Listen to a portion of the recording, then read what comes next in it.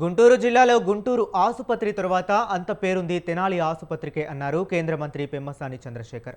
తెనాలి ఆసుపత్రికి 2.48 కోట్లతో అత్యాధునిక వైద్య సామగ్రిని సిఎస్ఆర్ విధుల ద్వారా కేటాయించినట్లు తెలిపారు. తెనాలి ప్రభుత్వ ఆసుపత్రిలో వివిధ శాఖ అధికారులతో సమీక్ష సమావేశం నిర్వహించారు.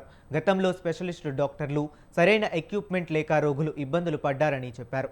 ఎన్డీఏ ప్రభుత్వం వచ్చాక వైద్యానికి పెద్దపీట వేసినట్లు చెప్పారు. వైద్యానికి కేంద్ర మంత్రి పెమ్మసాని చంద్రశేఖర్ చేస్తున్న కృషిపై ఎమ్మెల్సీ అలపాటి రాజేంద్ర ప్రసాద్ హర్షం వ్యక్తం చేశారు.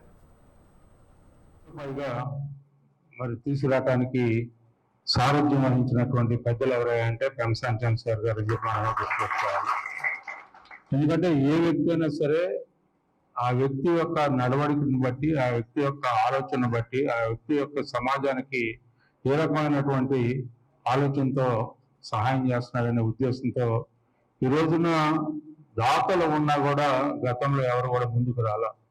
ఇవాళ ఆయన యొక్క వ్యక్తిత్వాన్ని బట్టి, ఆయన ఆలోచన బట్టి సమాజానికి ఏ రకంగా సహాయం చేయాలనే ఉద్దేశంతో ఈ రోజున ఎవరు అడిగినా కూడా ఈ సిఎస్ఆర్ ఫండ్స్ ని ఇవ్వడానికి సిద్ధపడుతూ ముందుకు వస్తా ఉన్నారు.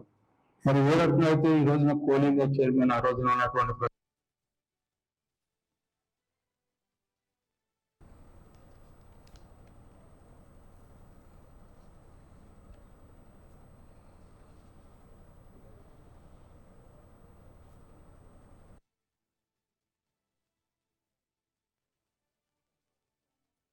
గవర్నమెంట్లోకి వచ్చిన దగ్గర నుంచి బేసిక్ ఇన్ఫ్రాస్ట్రక్చర్ ఎక్కడెక్కడ అవసరమో వీటన్నిటినీ, అంటే బేసిక్ ఇన్ఫ్రాస్ట్రక్చర్లో రోడ్స్, ఇవి డ్రైనేజెస్, వాటర్, ఇవి కాకుండా హాస్పిటల్ సిస్టమ్ కూడా బేసిక్ నీడ్ ప్రతి ఒక్కళ్ళకి.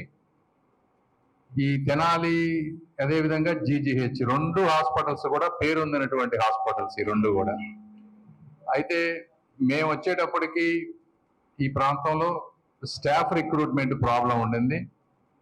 ఈ 1.5 year 2 years ఎక్కడెక్కడ దాదాపు 14-15 కొత్త స్టాఫ్ నర్సెస్ని పెట్టి ఆ స్టాఫ్ అంతా అప్రాపరియేట్గా చేశారు. అదేవిధంగా ఒక 2.5 కోట్ల రూపాయల గవర్నమెంట్ ఫండ్స్ తోటి చాలా వర్క్స్ చేశారు. అంటే సివిల్ వర్క్ యాక్టివిటీస్, ఇప్పుడు రెనోవేషన్ ఆఫ్ టాయిలెట్స్ కానీ, ఈ mother new Born care unit కానీ, అదేవిధంగా కొంత ఎక్విప్మెంట్ కూడా స్టేట్ గవర్నమెంట్